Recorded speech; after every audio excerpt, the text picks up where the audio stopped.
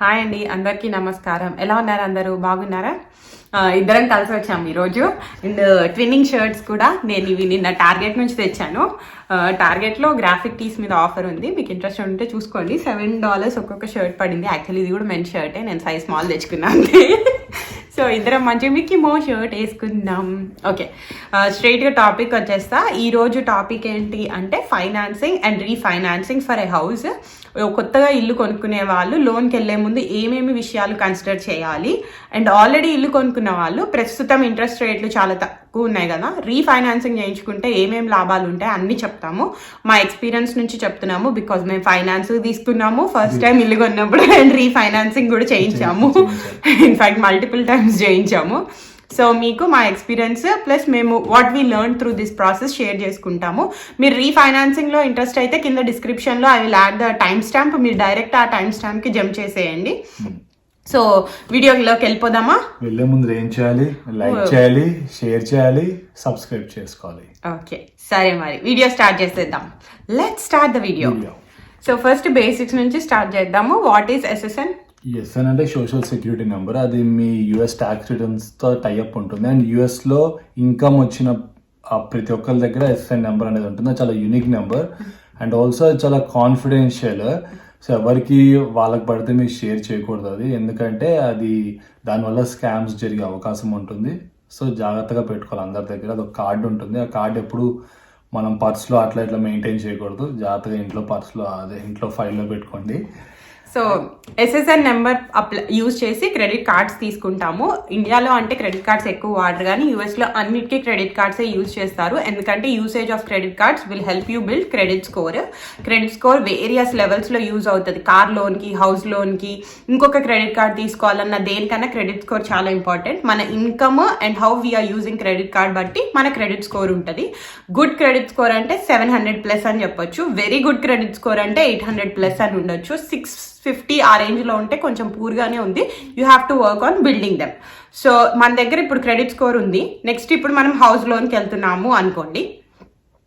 So house లోన్కి first step ఏంటంటే every బిల్డర్కి ఒక లెండర్ ఉంటాడు. అందరూ దాని నుంచి వెళ్ళడమే ప్రిఫర్ చేస్తారు. మన లెండర్ ఎవరికన్నా నాకు గుర్తులేదు సరిగ్గా. మాకు NVR లెండర్. సో ఆ లెండర్ మనకి ఫస్ట్ కోట్ ఇస్తాడు. ఫస్ట్ మనం లెండర్ దగ్గరే కోట్ తీసుకుంటాము. ఎప్పుడైనా కానీ కోట్ ఇచ్చినప్పుడు మన క్రెడిట్ స్కోర్ మీద హార్డ్ పుల్ అవుతుంది. హార్డ్ పుల్ అయినప్పుడు ఒక 2 to ఎన్ని పాయింట్స్ తగ్గుతాయి, ఇట్లాంటివి నాకు సరిగ్గా గుర్తుండవు, తగ్గుతాయి. దాని వల్ల పానిక్ అవ్వాల్సిన ఏం లేదు, ఎందుకంటే హార్డ్ ఎంక్వైరీ చేస్తే అప్పుడు మీకు స్కోర్ వస్తుంది. ఆ స్కోర్ బట్టి మీ లోన్ ఇంకా అంటే బెనిఫిట్స్ ఏమేమి వస్తాయో అవన్నీ యాడ్ అవుతాయి మీకు. సో డోంట్ పానిక్, ఏదో పాయింట్స్ పోతాయని చెప్పి క్రెడిట్ రన్ చేయొద్దని చెప్పకండి. ఫస్ట్ లో భయపడేవాడిని నేను కూడా, రన్ చేస్తే ఏంటో ఆస్తి పోతుందని ఫీల్ అవుతాం, బట్ ఏం లేదు, you are safe. Okay, so credit score తెలుసుకున్నాక మనకి ఇంట్రెస్ట్ రేట్ వస్తుంది. ఇంట్రెస్ట్ రేట్ వచ్చాక మనం షాపింగ్ చేయొచ్చు. షాపింగ్ గురించి దిలీప్ ఎక్స్ప్లెయిన్ చేస్తాడు. సో ఇప్పుడు ఫర్ ఎగ్జాంపుల్ మీ ప్రిఫర్డ్ లెండర్ అంటే మీరు వెళ్తున్న బిల్డర్ లెండర్ మీకు ఇచ్చాడు అనుకోండి. సో బేసిక్ ఎస్టిమేట్ ఇచ్చాడు అనుకోండి ఎంత వస్తుంది ఏంటి అన్నది. మీరు బయట సన్ట్రస్ట్ బ్యాంక్ వెళ్ళడము, లేకపోతే Wells Fargo Bank of America, Capital One, లేకపోతే లోకల్ బ్యాంక్స్కి వెళ్ళి షాపింగ్ చేయొచ్చు. షాపింగ్ అంటే ఏంటంటే మీ హౌస్ వాల్యూ, మీ క్రెడిట్ స్కోర్ అవన్నీ చెప్తే వాళ్ళు మీకు ఎంత లోన్ వస్తుంది అండ్ ఆల్సో ఎంత లెండర్ క్రెడిట్ వస్తుంది. లెండర్ క్రెడిట్ ఏంటి అంటే వాళ్ళు అప్ఫ్రంట్ మీకు ఒక $5,000-4,000 మీకు ఇస్తారు, మీరు వాళ్ళ త్రూ వెళ్తున్నారు అని. సో మీరు ఆ డబ్బులతో మీరు ఏం చేయొచ్చు అంటే లాస్ట్ క్లోజింగ్ అని ఉంటుంది, అంటే ఏంటంటే రిజిస్ట్రేషన్.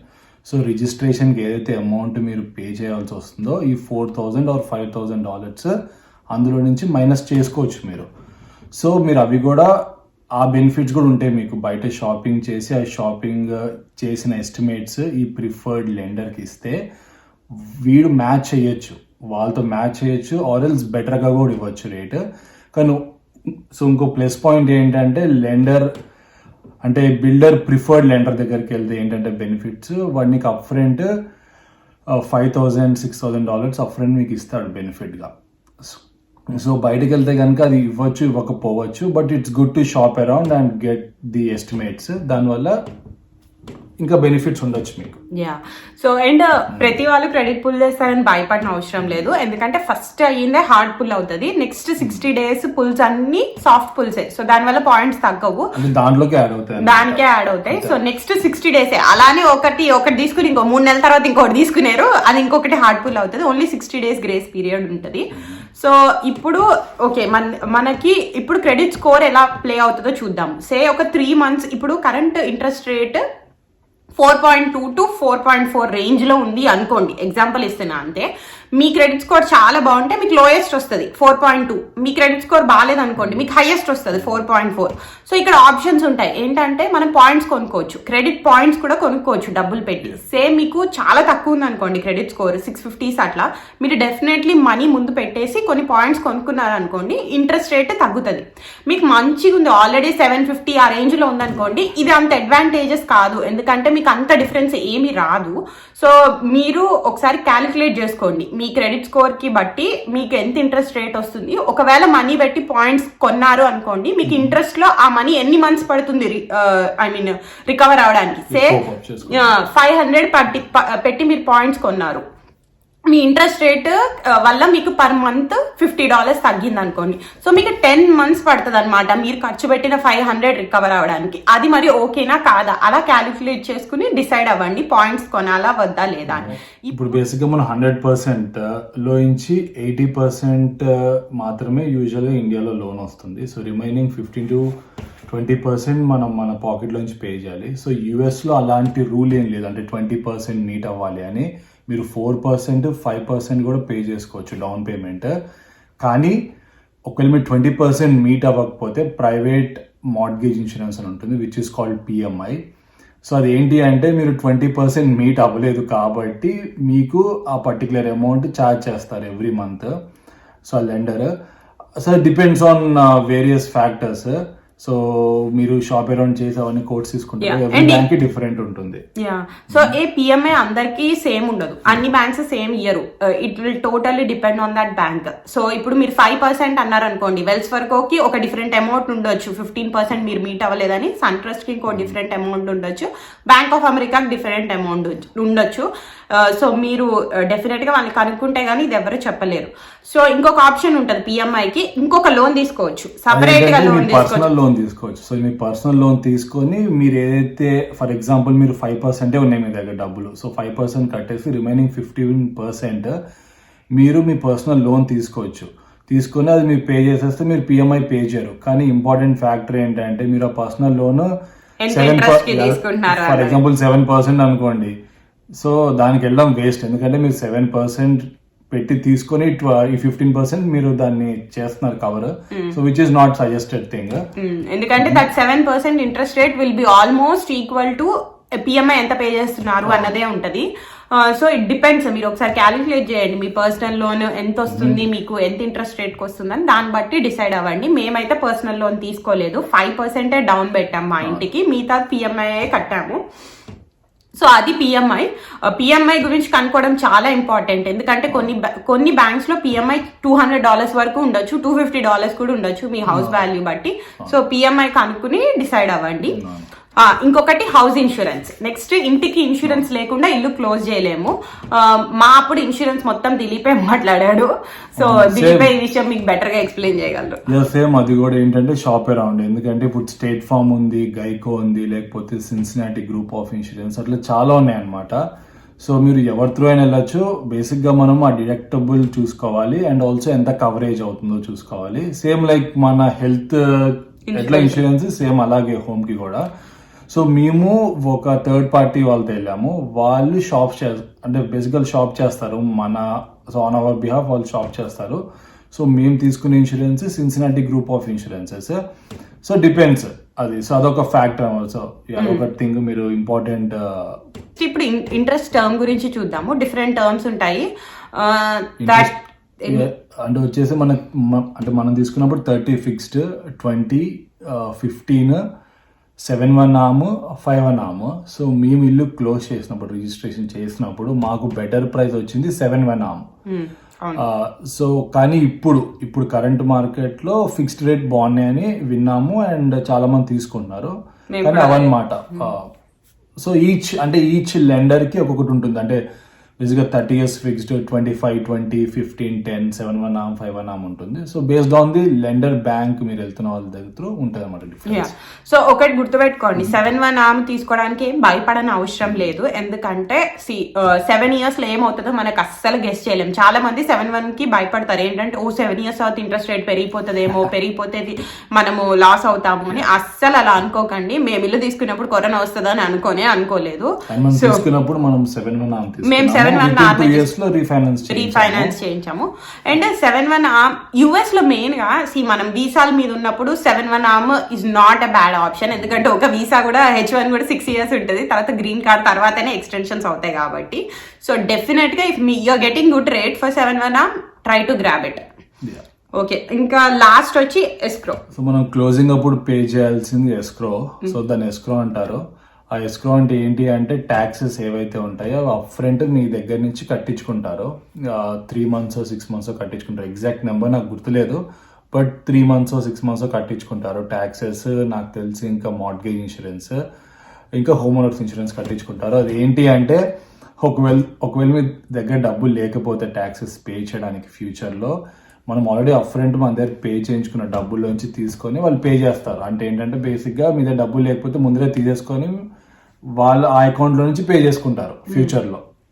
సింపుల్ థింగ్ అది. Yeah, so escrow account every year return కూడా వస్తుంది. ఒకవేళ మనం పే చేసే వాటికంటే వాళ్ళు ఎస్టిమేటెడ్ గా తీసుకుంటారు కదా హౌస్ ట్యాక్స్.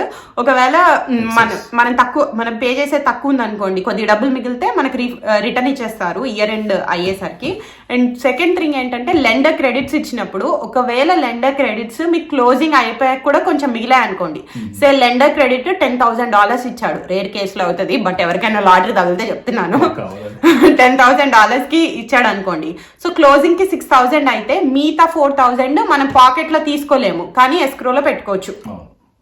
ఇప్పుడు మనం వచ్చేసి లాస్ట్ మాట్లాడుకోవాల్సింది ఏంటంటే రియాల్టర్ గురించి. సో లైక్ ఇక్కడ యుఎస్ లో రియాల్టర్స్ ఉంటారు, వాళ్ళ త్రూ వెళ్తే మనకి ఇల్లు మనం కొన్నప్పుడు ఏదైనా బార్గెన్ చేయాలి అన్నా సరే, లేకపోతే ఏమైనా సెలెక్షన్స్లో సజెషన్స్ కావాలన్నా సరే, లేకపోతే వాళ్ళతో కూర్చొని ఇంకేమైనా బెనిఫిట్స్ కావాలి బిల్డర్ దగ్గర నుంచి, లేకపోతే క్లోజింగ్ సైడ్ నుంచి అంటే కానీ పెట్టుకుంటే వాళ్ళని బెనిఫిట్ మనకి, రైట్. సో అదొక ఆప్షన్ చూస్ చేసుకొని, ఇండియాలో ఏజెంట్స్ ఉంటారు కదా, సేమ్ థింగ్ ఇక్కడ కూడా అంతే, బట్ వర్డింగ్స్ డిఫరెంట్. సో అదొకటి చూస్ చేసుకోండి. అంటే మీ బెనిఫిట్స్ చూసుకోండి ఫస్ట్. అంటే బ్లైండ్గా వెళ్ళిపోకుండా వాళ్ళ త్రూ వెళ్తే బెనిఫిట్స్ ఏంటి, లేకపోతే మనం డైరెక్ట్గా డీల్ చేసుకుంటే ఏంటి బెనిఫిట్. సో మనము బార్గెన్ చేసినంత వరకు చేసి రియల్టర్ని యాడ్ చేస్తే ఏమైనా బెనిఫిట్స్ వస్తాయా, ఇవన్నీ కూడా కన్సిడర్ చేసుకోండి. రీఫైనాన్స్ కాదు, ఫస్ట్ టైం లోన్ కి మాత్రమే. అండ్ గుర్తుపెట్టుకోండి ఏంటంటే మనం పే చేయము వాళ్ళకి, ఓన్లీ మనం ఫస్ట్ ఇల్లు కొంటున్నప్పుడు మనం పే చేయము, ఓన్లీ అమ్మేవాడు అంటే మీ బిల్డరే పే చేస్తాడు. సో మనం పే చేయాల్సిన అవసరం ఉండదు, బట్ మీకు ఆయన ఎంత హెల్ప్ చేస్తారు అన్న దాన్ని బట్టి పెట్టుకోవాలి. సో కన్క్లూజన్ ఒక్కసారి చెప్తున్నాము, పిఎంఐ చెక్ చేసుకోండి, లెండర్ తో ఫిక్స్ అయ్యే ముందు షాపింగ్ చేసుకోండి, షాపింగ్ చేసుకుని పాయింట్స్ కంపేర్ చేసుకోండి. దెన్ ఇంకొకటి ఏంటంటే హౌస్ ఇన్సూరెన్స్ చెక్ చేసుకోండి, ఎవరితో ఇస్తున్నారు, ఎంత ఇస్తున్నారు అని. ఇంకొకటి ఎంత టర్మ్ ఉంటే మనకి అడ్వాంటేజెస్, మీకు ఎంత టర్మ్ అయితే తక్కువ రేట్ వస్తుందో చూసుకోండి. లెండర్ క్రెడిట్స్ ఎంత వస్తున్నాయో చూసుకోవాలి మీరు. లెండర్ క్రెడిట్స్ ని బట్టి మీరు ఎస్క్రో ఎంత పే చేసుకోవాలి అన్నవి కూడా చూసుకోవాలి. ఈ మెయిన్ థింగ్స్ కవర్ చేసుకోండి, చెక్ లిస్ట్ పెట్టుకుని ఇవి ఓకే అన్ని ఓకే అనుకున్నప్పుడు ఫైనలైజ్ చేసుకోండి లోన్. అండ్ డెఫినెట్ గా క్లోజింగ్ కి అట్లీస్ట్ ఎంత ముందు 45 days to 60 days ముందు నుంచే ఇదంతా స్టార్ట్ చేయండి. అట్లీస్ట్ హోంవర్క్ చేసి పెట్టుకుంటే మీకు లాస్ట్ లో హడావిడి అయిపోదు. ఎందుకంటే ఇల్లు రెడీ అయిపోయాక బిల్డర్స్ ఎక్కువ టైం ఇయ్యరు. ఇక్కడ ఇండియాలో లాగా కన్స్ట్రక్షన్ మధ్యలో మనీ రిలీజ్ అవ్వదు, మొత్తం అయ్యాకే మనం పే చేస్తాము. సో ఇల్లు అయిపోయేటప్పుడు ఇది మొదలెట్టారు అనుకోండి, బిల్డర్ మిమ్మల్ని కంగారు పెట్టేస్తాడు. సో మీరు బాగా హోంవర్క్ చేసి రెడీగా ఉన్నారు అనుకోండి, అప్పుడు మీకు అంత ఒక స్మూత్ ఫ్లో అయిపోతుంది. సెకండ్ టాపిక్ వచ్చి రీఫైనాన్సింగ్. ప్రస్తుతం చాలా హాట్ టాపిక్, ఎందుకంటే ప్రస్తుతం ఇంట్రెస్ట్ రేట్లు చాలా తగ్గాయి. సో ప్రతి house owner should definitely consider refinancing. మాకు ఈ ఐడియా ఎక్కడి నుంచి వచ్చిందంటే మా మేనేజర్ చెప్పారు. మా మేనేజర్ 1-on-1 లో మామూలుగా మాట్లాడుకుంటూ ఆయన రీఫైనాన్సింగ్ చేయించాను అని చెప్పారు వాళ్ళ హౌస్ కి. సో నాకు అది చాలా గుడ్ ఐడియా అనిపించి నేను దిలీప్ డిస్కస్ చేసి we started doing homework. And మేము రీఫైనాన్స్ కూడా చేయించేసాము ఆల్రెడీ ఒకసారి, అండ్ ఇంకోసారి మంచి రేట్ దొరికితే మళ్ళీ చేద్దామని కూడా అనుకుంటున్నాము, ఇంకా ఏం డిసైడ్ అవ్వలేదు. సో ఫస్ట్ అయితే రీఫైనాన్సింగ్ అంటే ఏంటి అంటే, మనం ఆల్రెడీ మన ఇంటికి లోన్ తీసుకుని కొనుక్కున్నాం కదా, బట్ ఇప్పుడు ఇంట్రెస్ట్ రేట్లు తగ్గేసరికి మళ్ళీ ఇంటిని రీఫైనాన్స్ చేయించడం అనమాట. Either same lender or a different lender, ఎవరైతే మీకు తక్కువ ఇంట్రెస్ట్ రేట్కి ఇస్తున్నారో వాళ్ళతో రీఫైనాన్సింగ్ చేయించడం. మీరు రీఫైనాన్సింగ్ ఒకవేళ ఇంట్రెస్ట్ రేట్ సేమ్ ఉంది కానీ మీకు పిఎంఐ తగ్గిపోతుంది, మీరు current PMI $250 per month pay చేస్తున్నాడు, కొత్త లెండర్ సేమ్ ఇంట్రెస్ట్ రేట్ ఇస్తున్నాడు బట్ పిఎంఐ 100 అంటున్నాడు, ఆర్ పిఎంఐ లేదు మీకు ఆఫర్ ఇస్తాను మా దగ్గరికి వచ్చేయండి అన్నారు అనుకోండి, డెఫినెట్లీ గుడ్ ఆప్షన్, అప్పుడు కూడా కన్సిడర్ చేయండి. ఎందుకంటే పిఎంఐ ఇంటికి ఏ విధంగా సాయపడదు, అంటే మన ఇంటి లోన్ ఏ విధంగా కడుతున్నట్టు కదా, జస్ట్ బ్యాంక్ ఊరికే ఇస్తున్నట్టు. ఆ 250 పోయినా కానీ పర్ ఇయర్ మీకు చాలానే more than $2,500 మిగులుతుంది. సో డెఫినెట్ గా కన్సిడర్ చేయండి. రీఫైనాన్సింగ్ వల్ల బెనిఫిట్స్ ఏంటి అంటే మీ ఇంట్రెస్ట్ రేట్ తగ్గుతుంది ఫస్ట్ థింగ్. సెకండ్ వచ్చి పిఎంఐ, అదే మనం ప్రైవేట్ మార్ట్గేజ్ ఇన్సూరెన్స్ కదా, సో అది మీ లోన్లో కూడా ఏం కవర్ అవ్వదు, అది జస్ట్ మనం పే చేసేస్తున్నాం బ్యాంక్ వాళ్ళకి, ఎందుకంటే మనం 20% మీట్ అవ్వలేదు కాబట్టి. సో పిఎంఐ పోవచ్చు, లేకపోతే మీకు డెఫినెట్గా తగ్గచ్చు. ఇంకోటి ఏంటంటే మీ హౌస్ అప్రైజల్ అవుతుంది, సో అప్రైజ్ అయిందా లేదో కూడా మనకు తెలుస్తుంది, డెఫినెట్గా అవుతుంది ఎందుకంటే మార్కెట్ ఈజ్ లైక్ చాలా బాగుంది, సో అవుతుంది, అవి మన బెనిఫిట్స్ అనమాట. అండ్ ఎంత ఇల్లు కొని ఎంత వెంటనే చేస్తున్నారు అన్న దాని మీద కూడా అప్రైజల్ డిపెండ్ అయి ఉంటుంది. మా ఇల్లు కొని ఈ మార్చ్కి 3 years అవుతుంది, సో ఇంటి రేట్ బాగానే అప్రైజ్ అయ్యింది. సో మీరు ఒకవేళ 2-3 months అయింది అనుకోండి, అప్రైజ్ అయ్యుండొచ్చు, బట్ ఎంత అయిందో ఎస్టిమేట్ చేయలేము రఫ్ గా. అప్రైజ్ అయ్యింది అని మనం చెప్పలేము. సో రీఫైనాన్సింగ్ కి స్టెప్స్ ఏంటి? ఫస్ట్ స్టెప్ ఏంటంటే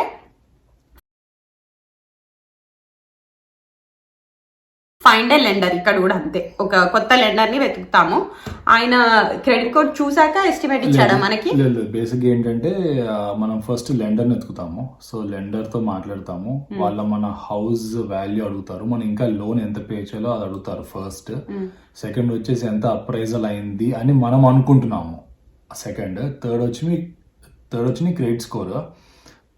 సో మీరు క్రెడిట్ స్కోర్ ఎక్కడ చూసుకోవచ్చు అంటే మీ క్రెడిట్ కార్డ్ అకౌంట్ లోకి లాగిన్ అవుతే మీకు వచ్చేస్తుంది స్కోర్. ఇప్పుడు అందరూ ఫీకోది డిఫాల్ట్ ఫ్రీ ఇస్తున్నారు, డిస్కవర్ ఇస్తుంది, చేసిస్తుంది, almost everybody is giving that. So మీరు అది ఇవ్వండి, అది ఇస్తే ఏంటంటే అది అంటే ఎగ్జాక్ట్ అదే వస్తుందని కాదు నెంబర్, ఎందుకంటే చాలా ఫ్యాక్టర్స్ ఉంటాయి కదా జాబ్ లో చెప్పినట్టు ఇప్పుడు అంటే ఇందాక. సో అప్రాక్సిమేట్ ఇవ్వండి, ఇస్తే వాళ్ళ సిస్టమ్ లో రన్ చేసి కరెంట్ మార్కెట్ లో వాల్యూ ఎంత ఉంది, అంటే వాల్యూ అంటే ఇంట్రెస్ట్ రేట్ ఎంత ఉంది, మీకు ఎంతకి రావచ్చు, ఎంత పిఎంఐ కట్టచ్చు, అవన్నీ డీటెయిల్స్ ఇస్తారు.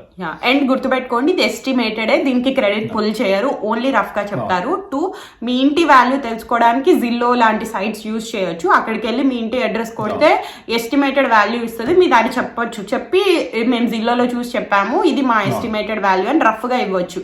సో ఇట్లా మీరు, ఇది జస్ట్ ఈమెయిల్ కాబట్టి ఎంత మంది కుదిరితే అంత మందితో కనుక్కోండి. అవును, సో మీరు అట్లా కనుక్కున్నాక సపోజ్ ఒక 3-4 లెండర్స్ తో బ్యాంక్స్ తో మాట్లాడి మీరు వాళ్ళ దగ్గర ఎస్టిమేట్స్ తీసుకున్నారు, కోడ్స్ తీసుకుంటే మీకు ఏది బెటర్ వచ్చిందని చూసుకొని వాళ్ళని పక్క పెట్టి సో క్లోజింగ్ కాస్ట్ అంటే రిజిస్ట్రేషన్కి ఎంత అవుతుందో కనుక్కోండి. Main concept, main important point ఏంటంటే రీఫైనాన్సింగ్ మనం మళ్ళీ రిజిస్ట్రేషన్ అంటే క్లోజింగ్ కాస్ట్లు కట్టకుండా చూసుకోవాలి. అపార్ట్ ఫ్రమ్ ఇస్క్రో ఒకటే కడతాం, ఇస్క్రో రిమైనింగ్ అంటే టైటిల్ లేకపోతే ట్యాక్స్ టైటిల్ అవి ఉంటాయి, టైటిల్ డీడ్ ఇవన్నీ మనం పే చేయొద్దు రిజిస్ట్రేషన్. అది మెయిన్ ఇంపార్టెంట్ థింగ్. అవి కట్టి అంటే ఫస్ట్ లోన్ కి కట్టి మళ్ళీ రీఫైనాన్సింగ్ కడితే వేస్ట్, ఎందుకంటే అది కోపపోవడానికి మనకు చాలా టైం పడుతుంది. సో అట్లాంటి ఆఫర్స్ జనరల్లీ మేమైతే చూస్ చేసుకోలే, మేము మొత్తం క్లోజింగ్ 0, మేమేం మనీ పెట్టకూడదు, మాకు ఇంట్రెస్ట్ రేట్ పిఎంఐ తగ్గాలి అన్న ఆఫర్స్ మాత్రమే అన్నవే కన్సిడర్ చేసాము. అండ్ ట్రస్ట్ మీ, అట్లాంటి ఆఫర్స్ మాకు 3-4 వచ్చాయి. 3-4 వచ్చాయి. సో డెఫినెట్ గా అది కన్సిడర్ చేయండి. ఆ తర్వాత ఏంటి అంటే మీరు ఒక బ్యాంక్ త్రూ వెళ్దాము అనుకుంటున్నారు, అప్పుడు మీరు ఏం చేస్తారంటే రేట్ లాక్ చేయాలంటే ఆ బ్యాంక్ అప్లికేషన్ నింపిన తర్వాత వాళ్ళు మీకు ఎస్టిమేటెడ్ ఎగ్జాక్ట్ నెంబర్స్ చెప్తారు. ఎగ్జాక్ట్ అంటే ఎగ్జాక్ట్ క్లోజింగ్ నెంబర్స్ కాదు, బట్ మీకు ఎస్టిమేటెడ్ షార్ప్ నెంబర్స్ చెప్తారు మీకు. ఆ తర్వాత హోమ్ అప్రైజల్ కావాలా లేకపోతే వేవర్ వస్తుందా అన్నది కూడా చెప్తారు. హోమ్ అప్రైజల్ చేయాలి అంటే $495 to $520 అవుతుంది. సో అప్రైజల్ అవసరం చెయ్యాలా వద్దా అనేది డిసైడ్ చేసే రైట్ మనకు ఉండదు, లెండరే డిసైడ్ చేస్తాడు. ఓకే ఈ ఇంటి దీనికి అప్రైజల్ చేయాలా, ఈ ఇంటికి వద్దా అన్నది. అప్రైజల్ అండ్ అప్రైజల్ వల్ల లాభాలు ఏంటి, ఏ కేసెస్ లో మీకు వేవర్ వస్తుందో చూద్దాము. ఫస్ట్ అయితే మీరు ఇల్లు తీసుకుని ఆల్రెడీ చాలా రోజులు అయింది అండ్ యూ ఆల్రెడీ రీచ్డ్ 80%, అంటే 20% అమౌంట్ మీరు గత 4-5 years లో పే చేసేసారు అనుకోండి, మీకు అప్రైజల్ వేవర్ రావచ్చు. ఆర్ ఎల్స్ మీ ఇంటి వాల్యూ బాగా పెరిగింది, ఎంత అంటే ఇప్పుడు current amount is only 80% of మీ ఇంటి వాల్యూ, ఆ కేసులో కూడా అప్రైజల్ వేవర్ రావచ్చు. బట్ మాకైతే వేవర్ రాలేదు, మేము అప్రైజల్కి వెళ్ళాము. ఎంత అమౌంట్ అయితే అంత దిలీప్ చెప్పింది పే చేసాము. బట్ ఇది రీఫండ్ వచ్చేస్తుంది లాస్ట్ లో, మనం క్లోజింగ్ అప్పుడు they will add that to credits and give it back. Me A credit card use చేస్తారో ఆ క్రెడిట్ కార్డ్ కి రిటర్న్ రాదు, బట్ క్లోజింగ్ లో యాడ్ అయ్యి మీకు రీఫండ్ వచ్చేస్తుంది ఈ $500 అమౌంట్. మేము అలా మాట్లాడుకున్నాం, అప్రైజల్ కి మేము పే చేయము, క్లోజింగ్ కి మేము పే చేయము అనేసి మేము మాట్లాడుకున్నాం. ఎస్క్రో మీరు ఒకవేళ రీఫైనాన్స్ చేయాలి అంటే మీ పాకెట్ లోంచి అట్లీస్ట్ $4,000 ఇనీషియల్ గా మనీ ఇట్లా స్విచ్ అయ్యేటప్పటి వరకు పెట్టుకోవాలి కదా, ఎందుకంటే ఈ కొత్త లెండర్ తో మనము ఎస్క్రో పే చేయాల్సి వస్తుంది. ఇది గవర్నమెంట్ రూల్, యాక్చువల్లీ లెండర్స్ కూడా ఏం చేయలేరు. ఎన్ని months insurance and property tax bank advance గా తీసుకోవాలన్నది గవర్నమెంట్ డిసైడ్ చేస్తుంది, లెండర్స్ డిసైడ్ చేయరు. సో మీరు కొత్త లెండర్ తో వెళ్ళినప్పుడు you will have to pay that money, say it is 2,000-3,000 ఎంత అయితే అంత. కానీ మీరు ఆల్రెడీ పాత వాళ్ళ దగ్గర మీ మనీ స్టాక్ ఉంది కదా, అది రిటర్న్ వస్తుంది. సో రీఫైనాన్స్ వల్ల మాకు వచ్చిన బెనిఫిట్స్ ఏంటి అంటే, ఫస్ట్ థింగ్ ఇంట్రెస్ట్ రేట్ 3.85కి మా ప్రీవియస్ లెండర్ త్రూ ఉండేది, అది ఇప్పుడు మాకు 2.854కి వచ్చింది, which is like way drop అనమాట. 1% తగ్గింది ఆల్మోస్ట్. సో సెకండ్ వచ్చేసి పిఎంఐ. సో పిఎంఐ ఇది వరకు మేము 220 ఎంతో పే చేసేవాళ్ళం, అసలు ఫ్రీ వెళ్ళిపోయేది బ్యాంక్ వాళ్ళకి, ఇప్పుడేమో 98 పే చేస్తున్నాం. సో అది కూడా super drop down. So third point ఏంటి అంటే మాకు టర్మ్. సో ఫస్ట్ తీసుకున్నప్పుడు 7-1 ఆమ్, ఇప్పుడు వచ్చేసి 30 years ఫిక్స్డ్. సో అది కూడా సో ఇప్పుడు ఎవరైనా రీఫైనాన్సింగ్ గురించి ఆలోచిస్తూ డౌట్ గా ఉన్న వాళ్ళకి ఈ వీడియో హెల్ప్ అవుతుంది అనుకుంటున్నాము. సో ఈ వీడియో కనుక మీకు నచ్చినట్టయితే లైక్ చేయండి, షేర్ చేయండి, సబ్స్క్రైబ్ చేయండి, నోటిఫికేషన్స్ కోసం బెల్ ఐకాన్ క్లిక్ చేయండి. Thank you for watching. I hope this is very informative. Bye and see you next video.